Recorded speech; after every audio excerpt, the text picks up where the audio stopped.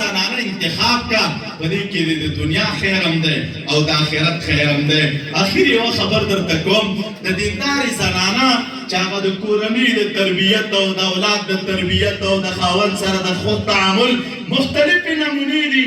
یو نمونې درته وایم بیا بس کوم، د دیندارې زنانه سره ژوند دا د انسان هر اړخیزې حالات بدلوي.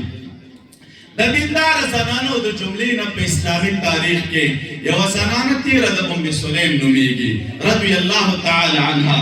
دغه زنانه ده چې امام مسلم رحمت الله علیه د دې په اړه د رسول الله صلی الله علیه وسلم سره چې د دې کوم محبت او مینه وه روایات راخیستې دي.